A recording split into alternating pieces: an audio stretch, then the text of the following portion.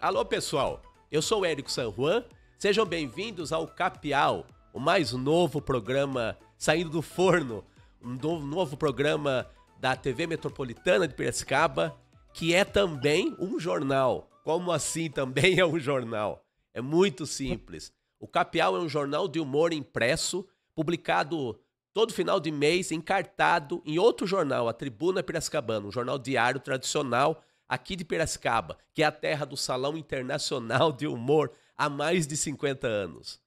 E seguindo a tradição do humor gráfico aqui na nossa terrinha, na Noiva da Colina, começamos a fazer, além do jornal Capial, começamos a fazer o que a gente chama de sua costela, que é o projeto derivado, que é este podcast, o podcast Capial.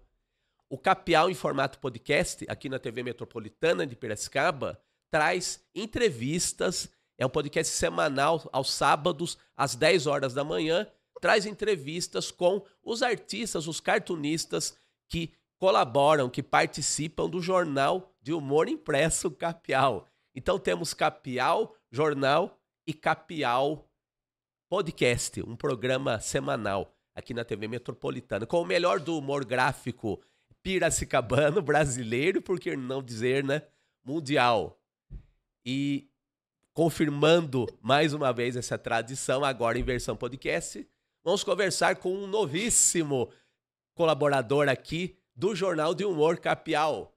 Novíssimo colaborador, mas um velho amigo de décadas e décadas e décadas, como vocês vão perceber pelas nossas aparências de ausência de cabelos, né? É um cara que eu conheço desde que nós tínhamos alguns fios aí para contar a história, né? Mas mesmo sem fios de cabelo, continuamos contando histórias por décadas e décadas, né?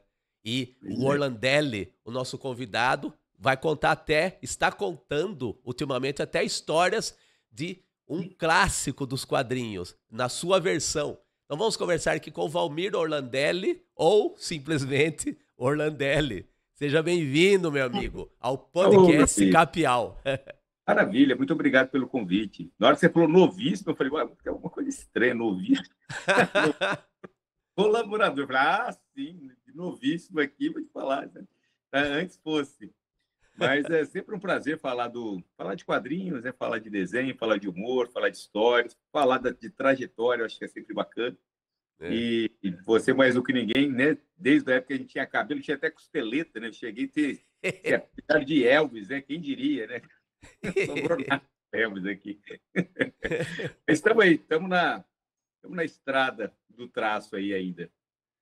Isso. E você, no dia que a gente está gravando aqui, você está praticamente voltou há pouco tempo de São Paulo, de um lançamento muito importante aí, que é a história que eu falei que você começou a contar de um personagem clássico dos quadrinhos brasileiros. Trata-se nada mais, nada menos que o Chico Bento, né? Então você acabou de lançar mais uma Graphic MSP, que é uma coleção de histórias dos personagens do Maurício de Souza em volumes especiais, contadas por autores convidados, né? E você já está contando pela segunda vez a sua versão da história do Chico Bento, né? Como que é essa nova Graphic MSP aí que você está contando? O que você está falando aí do Chico Bento aí? O que você conta do Chico Bento aí? Segundo a sua visão e a sua percepção do nosso caipira querido aí dos quadrinhos brasileiros. É bacana demais, é um projeto que eu tenho muito orgulho de participar. Na verdade, essa é a terceira já. Tivemos o Chico Bento. Olha só. Errei para menos, que melhor ainda. E terceira é um negócio legal, né? Um número bacana, 3. É a coisa da trilogia, né? Bacana da trilogia. Pô, você fez 3, então parece que já fechou um pequeno ciclo aí. É muito... E sábado agora, né? Foi no último dia 7, na Panini Point, na Vila Mariana, a gente fez o lançamento da terceira gráfica, que é o Chico Bento Viola. Que é esse selo do Maurício de Souza, a Gráfica MSP, ele tem uma característica muito interessante, né? Ele convida alguns autores para recontar, né? Fazer uma releitura dos personagens clássicos deles, mas também colocando muito da nossa bagagem autoral também, que acho que essa é a grande graça do selo, né? Não é uma história só do Maurício, né? Na verdade, a gente usa as ferramentas, né, criadas pelo Maurício, usa todo aquele universo criado por ele para a gente contar um pouco das nossas histórias, né? Aquilo, o tipo de história que eu gosto de contar. E eu tive a felicidade de ser presenteado aí com o Chico Bento, que num primeiro momento eu nem achei que eu seria um cara, se na época, lá em 2016, quando eu fui convidado para fazer a primeira, me perguntasse assim, qual personagem você gostaria de fazer para a gráfica? Eu provavelmente não teria escolhido o Chico Bento. E não sei nem por quê, porque, na verdade, a gente é do interior, né? A gente tem essa coisa do caipira, né? Eu sou do interior de São Paulo, Piracicaba. Na verdade, seria quase uma lógica, né? O Sidão, né? O Sidney Guzman, que é o editor do Ciro, ele deu isso de forma muito clara. Tá ali, né? Tanto que a gente até comentou no sábado lá que eu não tinha me atentado ainda, mas foi pensar um pouco no personagem e ver que o universo do Chico ele tem essas ferramentas que combinam muito com o tipo de história que eu estava contando naquele momento. Que tem humor, né? A gente é do humor, a gente tem um pé no humor forte. Eu e você somos da escola das tiras diárias, né? De jornal. Então a gente não sempre tem um elemento da gag ali, do humor.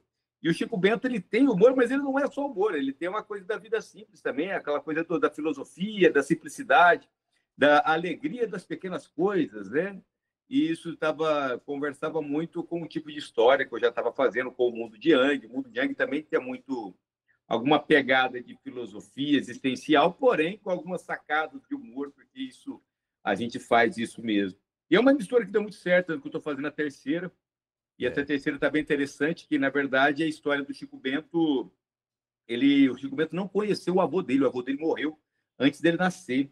E na história, o Chico Bento fica sabendo que o avô dele era um grande violeiro, um dos mais talentosos da região. Todo mundo parava para escutar o Firmino, o vô Firmino tocar sua viola. O Chico Bento não sabia, né? Ninguém contou para ele. Agora, por que não contou para ele? E aí na história, a viola do vô Firmino cai na mão do Chico Bento com apenas um par de cordas na viola e ele vai usar esse instrumento para se reconectar com a história do avô dele, conhecer um pouco mais o avô que ele não conheceu em vida através da viola e do que a viola representa para o interior, do que a viola representa para o caipira. Então tá uma história muito bonita nesse sentido da ancestralidade, assim, de conectar gerações através de algo além da presença física, assim, sabe? É legal, né? Porque é o seguinte, eu acho que o Chico Bento, ele sempre foi um personagem muito especial dentro do universo do Maurício de Souza, porque as pessoas sempre relacionam o Chico Bento a uma saudade de uma época, assim, eu não sei se é de infância, mas talvez uma época que elas tenham sido, sei lá, mais felizes, talvez. E tenha muito a ver, hoje em dia, com a busca, acho que as pessoas estão fazendo nesse novo século, a busca pelo autoconhecimento, pelas raízes, né? E o Chico Bento tem tudo a ver com isso, né, Orlandelli? Total, né? E exatamente, eu ouço muito, né? Que a gente faz do Chico Bento, a gente participa muito de eventos da CCXP, evento que a gente vai lá vender os nossos livros. E uma das frases que eu ouço bastante é: o Chico Bento é o meu personagem favorito. Bento é o personagem favorito do meu pai. Porque você levantou um ponto muito interessante mesmo. Acho que ele te leva para um lugar que você sente até uma certa saudade, né? Mesmo às vezes a pessoa nem foi da roça, mas parece que tinha uma simplicidade ali que hoje a gente não vê mais, né? Uma forma mais simples de viver a vida e parece que hoje é quase proibido ser um pouco simples. Tudo é muito rápido, tudo é muito raso, você não consegue parar para fazer uma coisa e simplesmente, sei lá, no Chico Bento tem essa pegada, simplesmente ele vai pescar e fica curtindo ficar pescando, mesmo que não pegue nenhum peixe. A vibe dele é ficar naquele lugar. Então, olha que privilégio, né? Se você vai falar que vai ficar parado num lugar sem fazer nada, ele chega de vagabundo. Uma coisa assim. Então, e é legal o seguinte, você falou da trilogia, né? Que você meio que tá fechando uma trilogia do Chico Bento, né? Antes, quem tinha feito um trabalho de gráfica MSP com o Chico Bento foi o Gustavo Duarte, que também é do interior, né? Também é do interior. Se não me engano, é de Bauru, o Gustavo, né? Se eu não me engano. Fez Bauru. um trabalho incrível também. Né? O trabalho do Gustavo ele tem aquela coisa do design, né? As linhas limpas, É uma HQ quase muda, né? Que é um pouco o estilo do Gustavo de contar história, né? Aquela coisa de pegar o personagem e colocar ele em movimento, você vai mergulhando mais na trajetória do movimento do que naquela coisa do texto e tudo. Uma história muito diferente da minha, eu acho muito legal que seja assim também, sabe? Não ter essa coisa da cooperação. E eu gosto demais. É o Pavor Espaciar, que é a primeira que ele fez. Trabalho muito bonito também, muito legal. E você fala da sua trilogia de Chico Bento, então? Então vamos lá.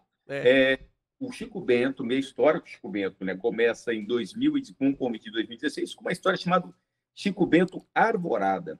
Chico Bento Arvorada tem uma história muito bonita também, que a gente faz uma analogia com o ipê amarelo, né, que é uma árvore muito importante para o Brasil, né, para o interior.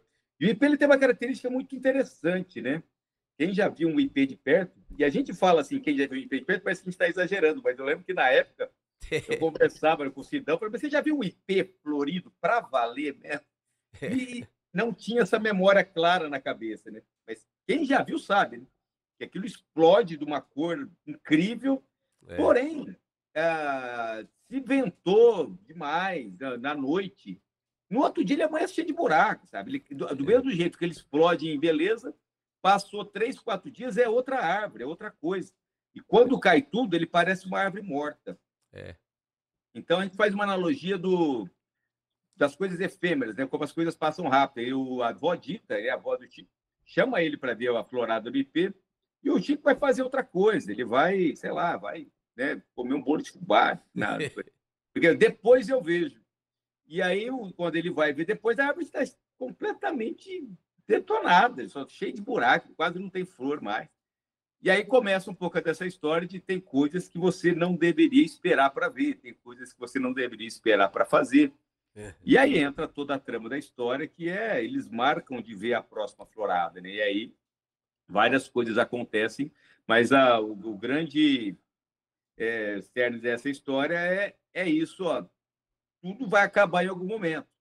Cuidado para não esperar demais, sabe? Tem uma frase que eu gosto muito, que está no livro, que fala assim, cada momento é um presente embrulhado num pedaço de tempo. É um pedaço de tempo só que você vai usar aquilo.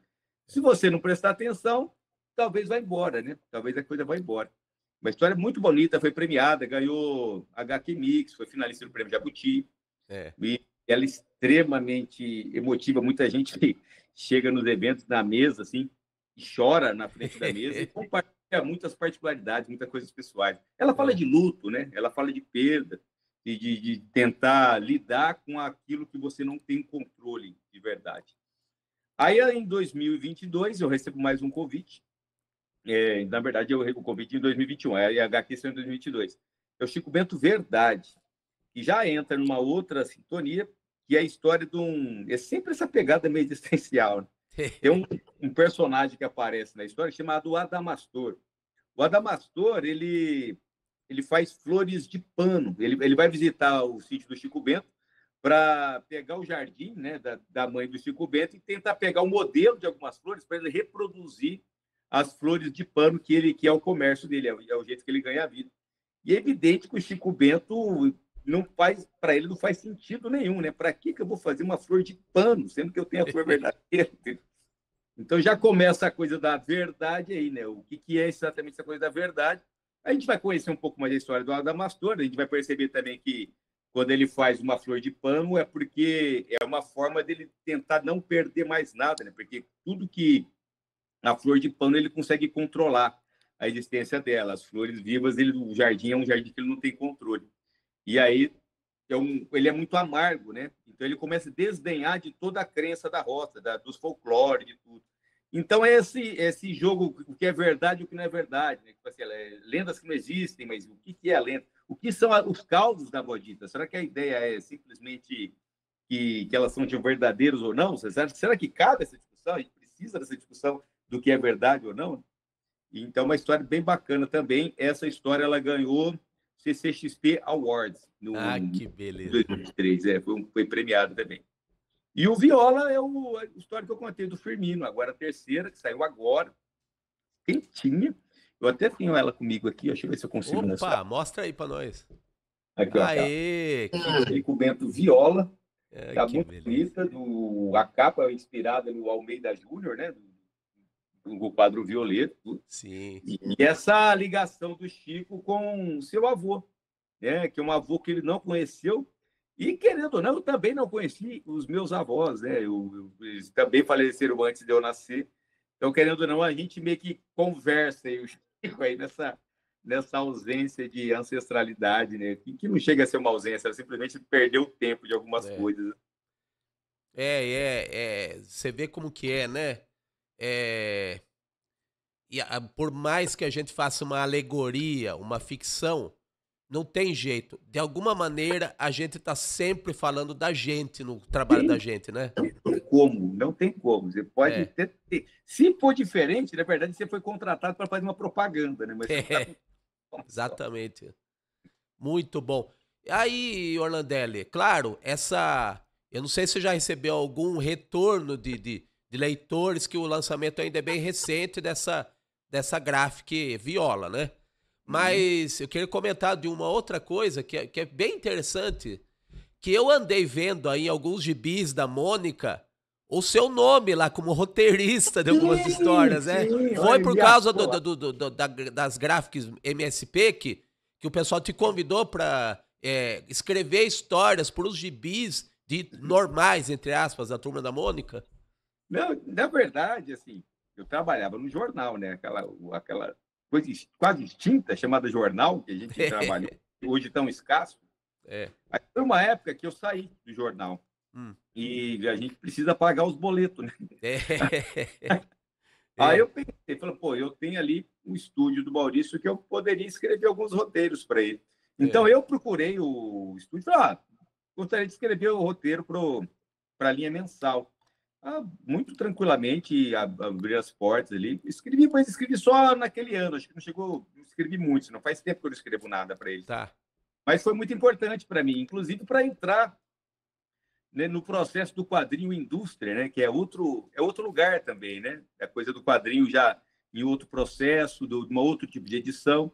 Muito legal ver, porque assim, eu estou acostumado a escrever e eu mesmo desenhar. Ou então, mesmo quando alguém desenha, a gente ficar muito próximo do que vão fazer com o seu roteiro. Até tem uma linha de produção um pouco mais estabelecida, né? Você entrega o roteiro e você não sabe mais ou menos. Você até pontual, indica o que vai acontecer, mas é um pouco assim, é estabelecido isso. É aquela coisa que a roda tem que girar numa velocidade meio que constante. Isso é diferente. Eu não vou nem falar que é ruim, porque eu acho que tem que ser assim também. Para esse tipo de escala de produção, eu não sei se daria para ser diferente. Mas aí eu me ofereci para escrever, escrevi ali, acho que uns 9 roteiros, alguns do Bento, do Astronauta, do Cebolinha, do Cascão. Divertido. E eu acabei, de certa forma, fazendo as pazes com o Orlandelli de 1990 e alguma coisa, quando eu tentei realmente ser roteirista do Maurício. Na época, eu mandei um roteiro para eles na época, porque, vamos combinar, Maurício de Souza, do Estúdio Maurício, me parecia, na época, o único lugar que você conseguiria realmente ter uma carreira, sei lá, profissional, como história em quadrinho no Brasil. Né? O resto era uma coisa meio que paralela a um outro lugar que você ganhava dinheiro. Eu falei, cara, tá esse negócio aí. Aí eu mandei, mas não rolou, porque na época era muito Chiclete com Banana, né? Piratas do Tietê, Geraldão. Eu lembro até hoje que a resposta do roteiro era algo assim: o seu estilo não combina muito, as histórias são muito boas. Mas nossa, que frase é essa? Para a Turma da Mônica, era mais ou menos isso. Aí eu contei essa história pro Maurício.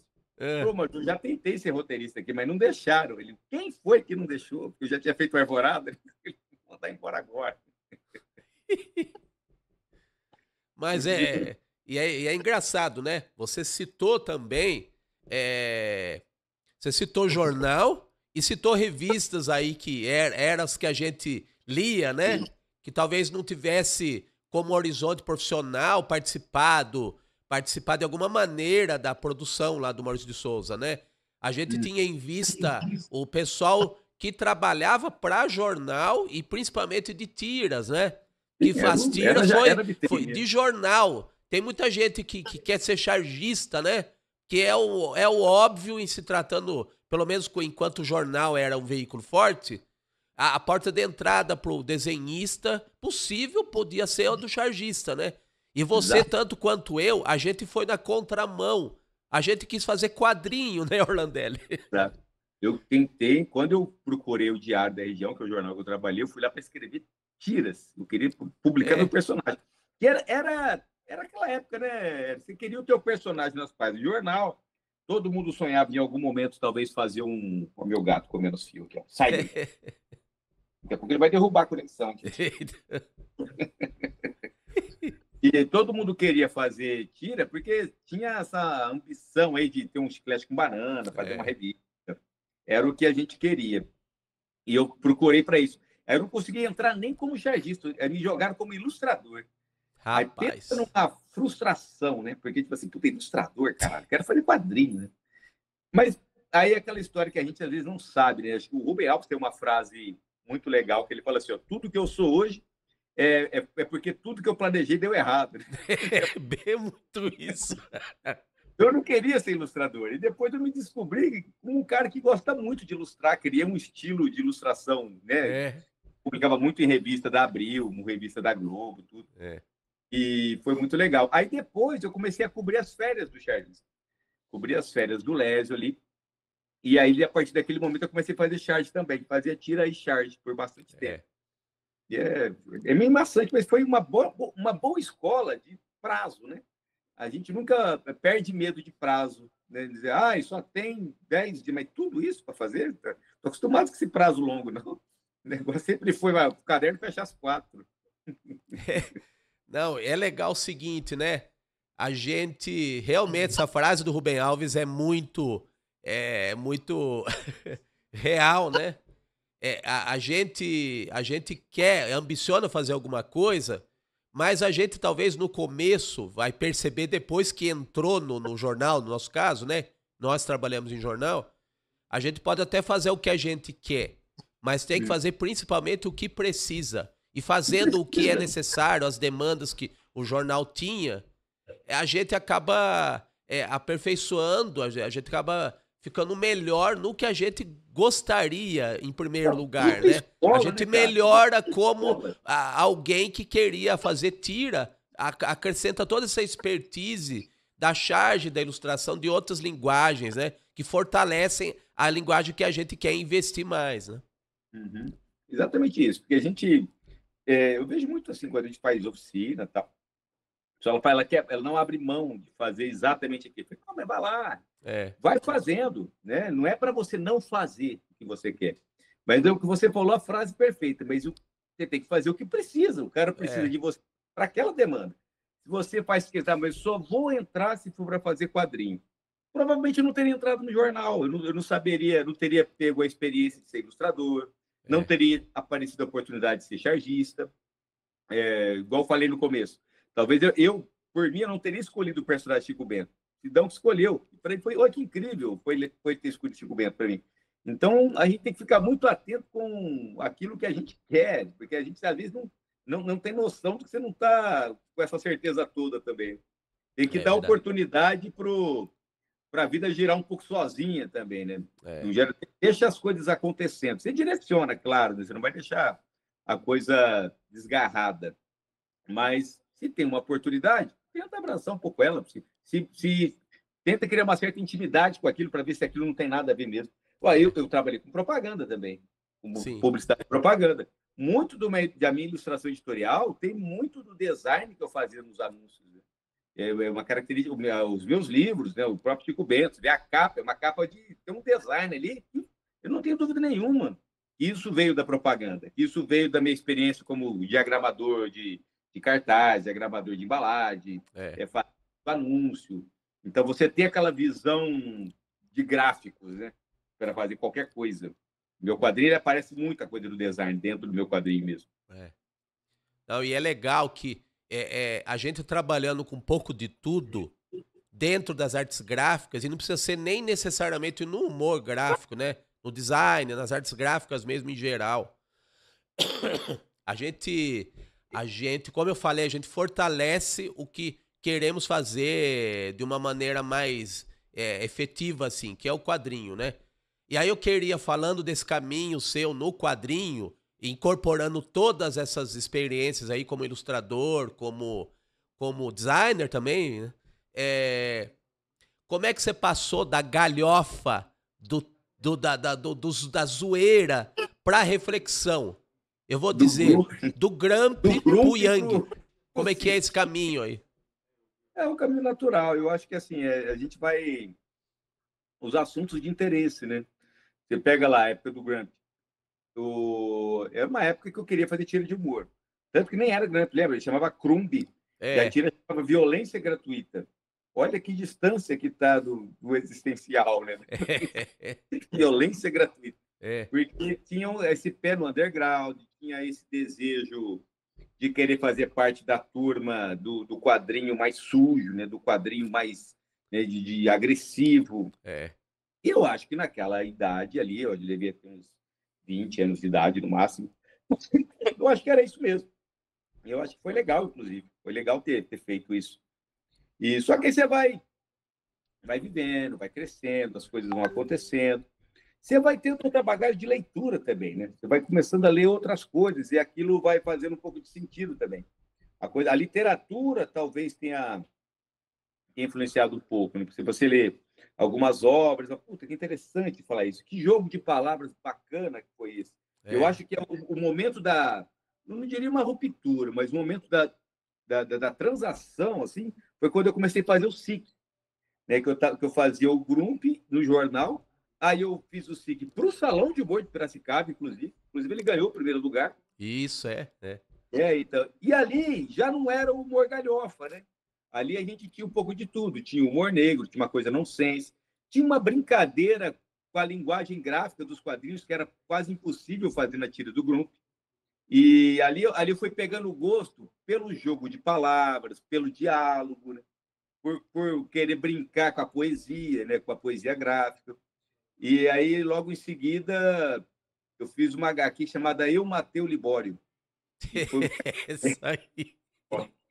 Porque olha que interessante, né? Eu estou falando aqui do SIC, parece que você voltou, mas Eu Matei o Libório, ele é bem anterior ao SIC. A primeira vez que eu escrevi ela foi para a Fronte, lembra da Fronte? Era uma revista coletânea feita pela Via Letra. Era sim. Uma revista livro, né? Revista livro, né? Muito, muito legal. Estabelecia-se um tema e a gente apresentava histórias, né, do tema. Eu lembro que essa do Libório, o tema era o outro. Só histórias com o outro. E aí eu criei uma história de 6 páginas, onde tinha esse contraponto de um cara que é extremamente bom em tudo, extremamente competente, bonzinho, e o cara que não é bom em nada, ele é muito medíocre no sentido real da palavra, tudo é mais ou menos. E para ele estaria tudo bem. Se ele não fosse obrigado a conviver com um gabarito, né, de boa conduta do lado dele e tal. E aí, na época, a história, todo mundo gostou da história, mas não gostaram do desenho. Acharam o desenho ruim para a época e tal. E eu tinha escrito um conto também. Porque o Front também publicava contos. Aí falaram para publicar o conto. Não, publica o conto. Aí eu pensei, mas se eu publicar o conto, eu nunca mais vou publicar essa HQ, né? Porque eu não vou publicar um conto e depois fazer a HQ do conto. Aí eu falei, não publica nada, deixa quieto. Eu tinha gostado da história, falei, deixa quieto. Isso foi em 2002. Aí, em 2013, eu queria ir no FIC, eu nunca tinha ido num desses eventos de quadrinho. Falei, pô, também não vou chegar no FIC de mão abanando, né? Aí eu falei, eu acho que meu desenho deve ter melhorado um pouquinho. Deixa eu voltar para aquela história.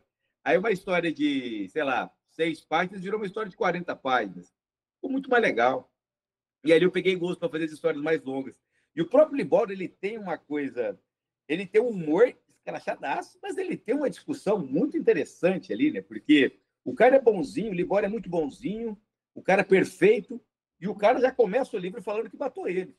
Aí, de cada 10 leitores, 9 falavam assim, ó, eu também teria matado o Libório. Então, tanto que em 2023 eu publiquei a continuação, né? Depois que eu matei o Libório. Então, eu tento entender por que um cara tão perfeito a gente quer matar de vez em quando. Será que é culpa só nossa? Será que é só nossa inveja também? A gente é tão ruim assim. E aí depois o resto é o resto, né? Peguei gosto pelas histórias mais longas e eu sempre quis depois trabalhar mais isso. meu pé na cultura oriental também, porque logo depois veio o Darumá, né? Darumá, Mundo de Yang, depois o Sinal, Os Olhos de Bartô, sempre com essa, já mergulhando um pouco mais nessas questões. E eu acho legal também, que eu acho que tem a ver muito com a maturidade. Tipo, estamos ficando mais velho, né? Tá. E a gente começa, acho que naturalmente fica mais reflexivo mesmo, né? E eu acho que tem a ver também que você começa a colocar no Yang mais claramente o seu interesse por esse tipo por essa cultura oriental, né, Orlandelli? Exato. Você tem um espaço para fazer. O Yang também começou no jornal. Cara, eu posso publicar qualquer coisa nesse espaço. Aí, qual que é a lógica? Você vai publicar aquilo que você está querendo, que faz sentido, e você está querendo pensar sobre. Né? Eu já fazia ali uns... O Yang ele entrou no lugar do SIC. Já fazia, sei lá, uns 3 anos que eu devia estar fazendo SIC, talvez mais, o SIC é de 2009, o Yang começou em 2015, entendeu? Então, olha o tanto de tempo que eu fiquei fazendo SIC, e por mais de 5 anos. Aí eu falei, cara, acho que eu queria dar um tempo do SIC e criar uma saga, mas uma saga em forma de tira continuada, né? Tipo assim, todo domingo aparecia lá uma história, ela se fechava, mas abria para o próximo domingo, ela se fechava e o próximo domingo. E brincando com toda essa simbologia, que para mim sempre fez muito sentido. Eu gosto de pensar com simbologia, né? Eu consigo visualizar as coisas através da simbologia. E aí é um personagem que eu gosto demais. Hoje é um dos personagens que eu mais gosto de fazer histórias com ele, assim, porque é onde que eu consigo ter muita ferramenta para você colocar ali, sabe? Como tudo é figurativo, então tudo você consegue meio que dar uma cara para alguma coisa, assim, sabe? Então é muito legal, me sinto bem, gosto muito do personagem. Ele acabou entrando um pouco, não entrou no lugar do Grump, mas ele mudou a minha série continuada hoje. Ela tem muito mais a ver com o mundo de Yang do que com as tiras que eu fazia do Grump. E eu tenho muito orgulho do Grump. Inclusive, eu descobri umas pessoas que adoram o Grump até hoje. Assim. É bacana pelo seguinte, eu acho que tem aí uma série de etapas aí que você foi desbravando, né? Primeiro a questão de descobrir o personagem, que é o Grump. Que é descobrir como que funciona o personagem. Ainda na questão no universo da tirinha, que ainda não é baseado realmente nas gags, nas piadas, mas não precisa ser necessariamente algo tão aprofundado, né? A tirinha ela tem que ter uma compreensão mais imediata, né? Uhum. Aí depois você foi para as narrativas mais elaboradas, digamos assim, que é o SIC, né? E, inclusive, elaboração no desenho e no roteiro, né? Histórias, não era tirinha, era história, né? Ele levantou um negócio muito interessante, porque a tira de humor, pelo menos na minha maioria, no meu caso, mas acho que na maioria é um pouco assim também, ela é tão curtinha, o espaço é tão... Porque você não trabalha cenário quase, você não trabalha gravação, é tudo muito simples. Ele mete uma meba colorida atrás lá, é o fundo, né? Não precisa muita coisa. Aí no SIC, você tem uma cena que o cara tá em cima de um prédio. Você tem que desenhar por outro prédio. Você tem que colocar uma perspectiva mínima ali. Então foi uma forma de eu praticar um pouco isso também. Porque eu já estava começando a querer me jogando um olhar ali para as histórias mais longas. Eu falei, mas com esse traço de Grump, não vai, eu perco muito sem ferramentas. A gente fica muito sem ferramentas. Aí o SIC também me ajudou a isso, a experimentar algumas coisas, a experimentar muito tipo de desenho e soluções, né? Porque tem coisas que eu não consigo desenhar até hoje, tem coisas que eu sou péssimo. Só que eu arrumei uma solução para aquilo, né? Uma solução para... A gente vai amadurecendo e vai entendendo que não é o desenho que conta, o que conta é a narrativa. Se você conseguiu narrar bem, está resolvido. Não interessa exatamente como você fez aquilo. Então, às vezes, eu encontrei algumas soluções, e que ela foge, talvez, do desenho clássico, mas como narrativa elas funcionam super bem. Então, isso foi legal. E é bacana também que você falou, né? O importa é a narrativa, eu concordo também. Só que você desenvolveu o desenho a ponto de dar sustentação também. A narrativa tem que ser sustentada por um desenho convincente, sabe? Eficiente. Então, como você viu, os bonequinhos lá, o estilo Grump, não bastavam para narrativas mais complexas, né? Ele resolve aquela narrativa, né? Exatamente. A narrativa da piada, ele resolve super bem, perfeito. Agora eu preciso em algum momento eu quero que você se emocione, eu já fico sem ferramenta. Então, tipo assim, o desenho tem que ser muito bom. É que a percepção de desenho bom é que às vezes é estranha, né? O pessoal tem uma percepção de desenho bom, desenho super detalhado, às vezes não. Eu acho que o desenho bom é um desenho que funciona para aquilo que você se propôs. Né? Funciona bem. Pega o desenho, o Alex Ross desenhando o Fradinho do Enfield. É horrível, não ia ser uma merda, sabe? Não ia funcionar nem fudendo. E o desenho do cara é super detalhista. Então, não, para isso, o desenho foi ruim. Né? E vice-versa, né? Ó, tem muita coisa, né? Eu vou falar muito outra coisa, porque é muita coisa. Mas, enfim, nesse seu percurso do trabalho, a gente falou de todas essas linguagens aí que você experimentou para dar maior, para dar um molho, até um tempero melhor para o seu quadrinho. Teve um momento, você citou a época que você fez ilustrações para revistas da Abril e na Folha de São Paulo. Nessa época, você tinha um desenho de cartoon para os quadrinhos e um desenho de computador vetorizado para as ilustrações. Qual foi o momento que essas linguagens se cruzaram no seu trabalho, de uma forma geral? Eles se cruzaram literalmente no Chico Bento Arvorada. Foi ali, eu sempre achei que daria um quadrinho muito bonito, aquela linguagem mais vetorizada que eu usava nas ilustrações. Só que quando eu colocava no quadrinho, eu não tinha expressão, né? Perdi um pouco a expressão, falei assim, pô, eu acabei de falar, quadrinho é narrativa. Se você não está conseguindo narrar, não adianta ser bonito, vai ficar ruim. Aí, quando eu fui fazer o Chico Bento, eu estava com o traço mais cartoon e tal, e eu tinha participado de uma edição em comemoração aos 50 anos da Mônica, da personagem Mônica. Sim. E eu fiz uma Mônica lá, como era uma ilustração, eu fiz uma Mônica no meu traço ilustração, no meu traço mais vetor. Ficou um desenho muito interessante, porque tem aquele grafismo, aquela brincadeira e tal. E aí o Sidão, ele falou assim, Orlandela, aquele desenho da Mônica ficou muito legal. Será que a gente não conseguiria usar esse tipo de desenho na HQ? Eu falei, Sidão, vamos ver. Eu sempre achei que ficaria bonito, mas eu nunca consegui fazer virar personagem que consegue conversar, né? É aquele personagem parado, só serve para o cartaz e pronto. Vou tentar. Se funcionar, funcionou. Se não funcionar, né, não sei. Aí fiz vários testes. Fazia páginas, ficavam maravilhosas graficamente. Mas os personagens não conseguiam conversar, porque tinha essa coisa meio engessada do vetor, né? Aí foi quando eu falei, caralho, e se eu fizer o grafismo em vetor e desenhar a mão por cima, né? Colocar as expressões meio que na mão ali, fazer misturar as duas coisas. Aí fiz uma cena lá, que é a cena que ele está pulando no rio. Ficou muito bom, ficou muito legal. Aí eu falei assim, não, acho que vai rolar. E aí, desde então, eu sempre misturo um pouco do grafismo que era das ilustrações, também nos meus quadrinhos, todos eles. Você pegar Os Olhos de Bartô, tem muito disso, O Sinal tem muito disso. O próprio Mais Uma História para o Velho Smith, que eu acabei de publicar também ano passado. Porque eu falei, pô, aí eu consegui resolver colocar aquele grafismo da ilustração em forma de narrativa. E a manha eu também desenhar à mão junto, colocar um pouco dos meus rabiscos ali no meio para conseguir a expressão. Se você for pegar o Chico Bento Viola, ele está bem menos vetor do que o Arvorada. O Arvorada, ele é uma história contada, né? É a história toda, alguém narrando a história.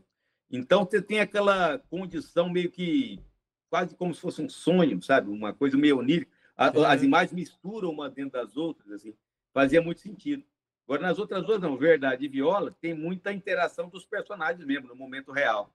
Aí eu caio muito pro cartoon. Ele é quase um desenho do mundo de Yang, isso aqui é com alguns grafismos que eu misturo, também ficou bem legal. Que bom. Orlandelli, olha, resumir uma carreira de mais de 30 anos e cacetada, né? É muita coisa. Então, a pretensão nossa nem é falar de tudo que você fez, que realmente é impossível. Mas, assim, a gente, no final de cada podcast Capial, nós mostramos uma seleção de trabalhos que o artista entrevistado aqui da ocasião publicou no jornal, né? Então, no momento que a gente tá conversando aqui, No dia que for gravado, vai sair o primeiro Jornal Capial com a sua colaboração.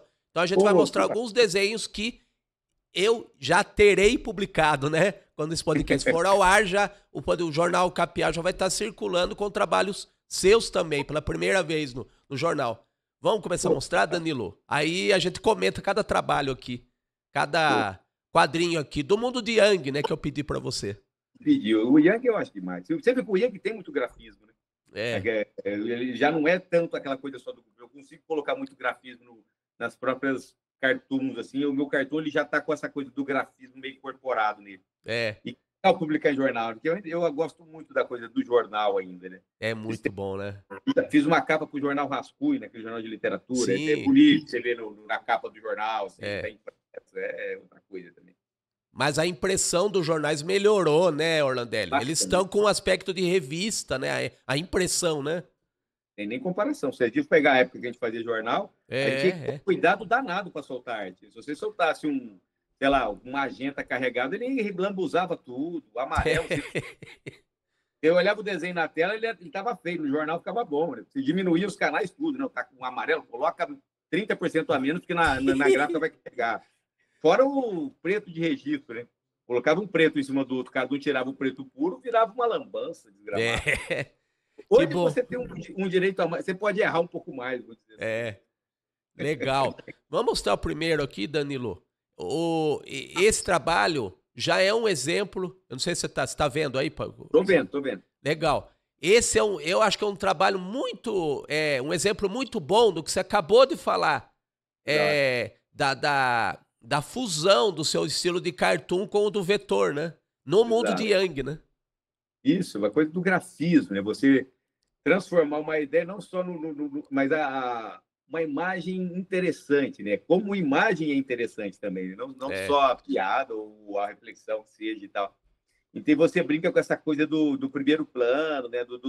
Dos altos contrastes, né? Você vê que a própria flor mesmo, ela nem tem traço, né? Ela simplesmente é vazada com algumas manchas. Tudo isso é uma mistura da bagagem de ilustrador, né? que a gente comentou ali, com minha bagagem de quadrinista, que desde sempre. E eu gostei tanto desse trabalho que vou dar um spoiler aqui, né? Esse trabalho vai ser capa em breve do Capial. Que legal. Por causa desse aspecto, né, Orlandelli? É uma ilustração, é um trabalho que tem que ter o destaque merecido para ele, né?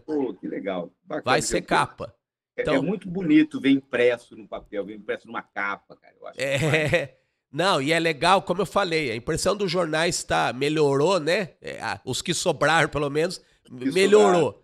Então, a gente vai conseguir fazer uma capa bem legal com esse trabalho aí. Vou curioso para ver como é que vai ficar. E depois você manda para mim, eu separo aí, que uma hora a gente pega aí. Mas claro. Vamos pro próximo, Danilo?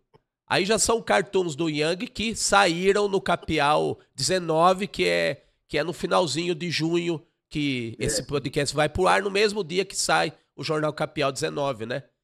Caralho. Aí já é um trabalho que vai mais na essência do seu estilo de cartoon, né? Isso. Mas mesmo assim, né? Ele tem uma brincadeira com uma cor explodindo e o resto sem cor, né?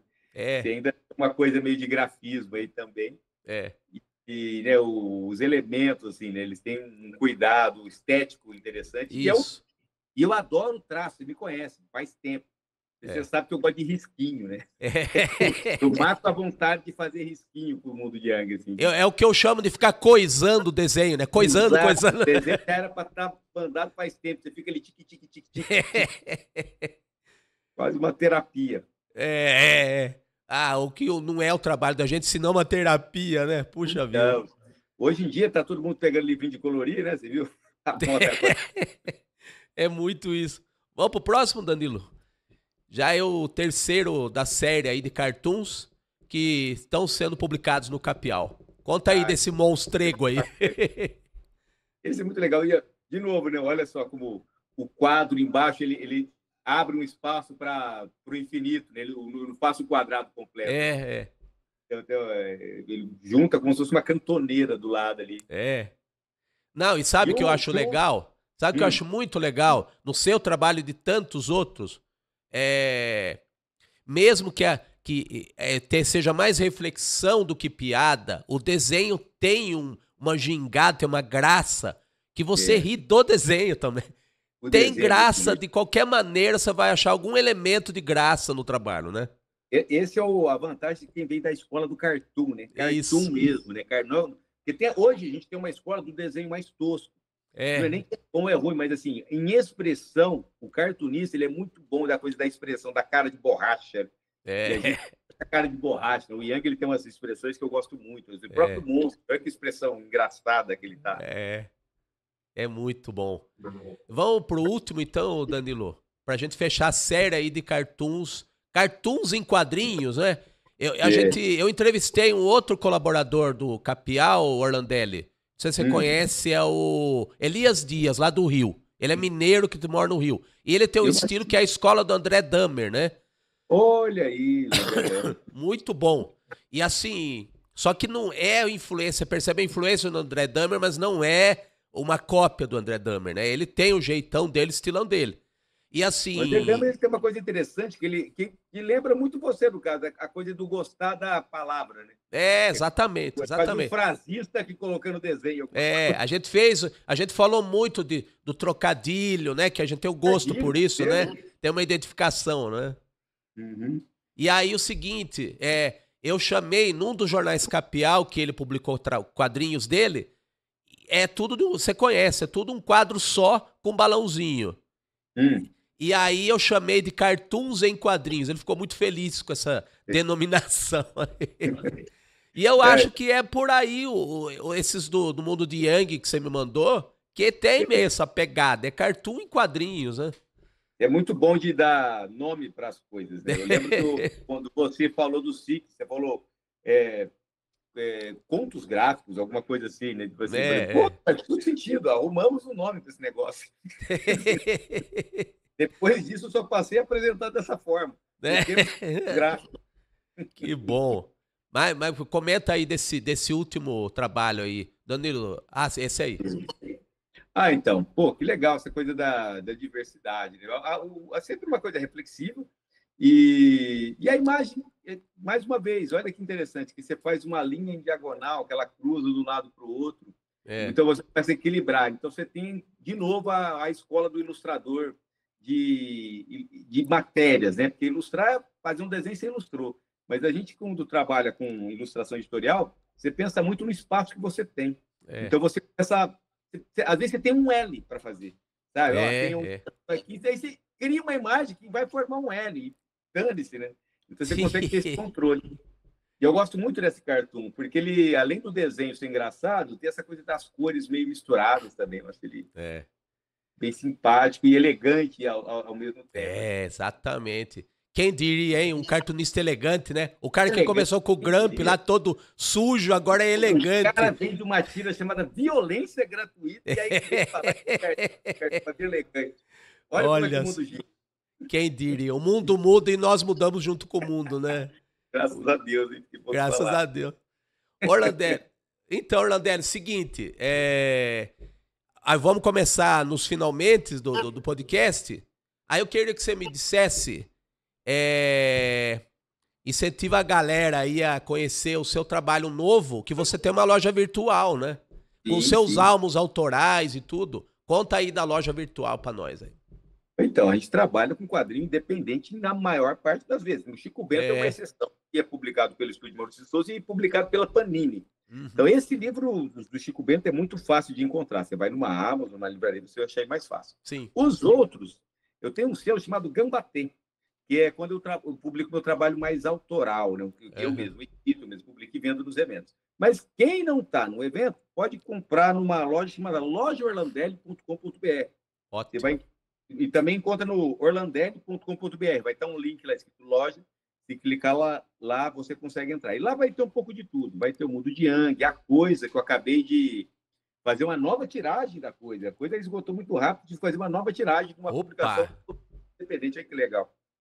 Então, lá você encontra tudo. Ou, tá difícil, rede social, @Orlandelli. Principalmente Instagram, que é o que eu mais uso.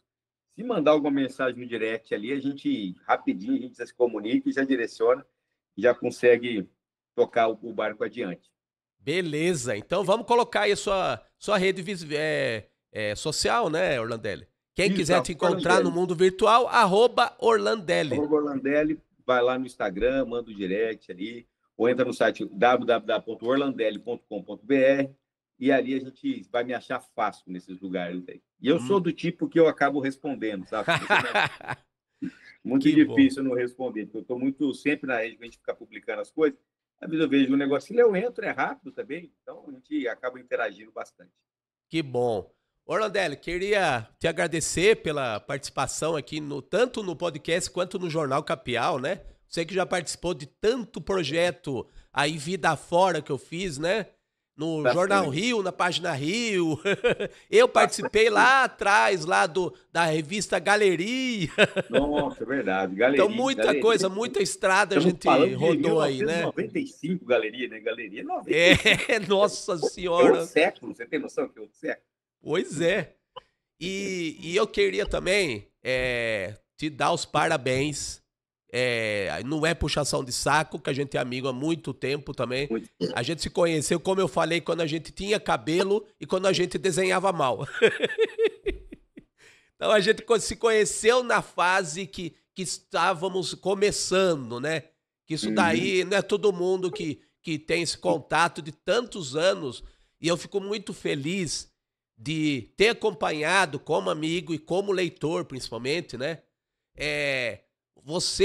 Eu vi um artista nascendo, um cara se desenvolver em um estilo, uma pegada muito sua. Isso não é para qualquer um. Então tem que te dar os parabéns sempre por ser você mesmo, né? Que é algo que todo mundo busca, mas nem todos conseguem, né? A jornada é dura, né? A gente sabe que você tem muito mais motivos para parar do que para continuar. Geralmente os cabeça dura continuam, né? Que não é...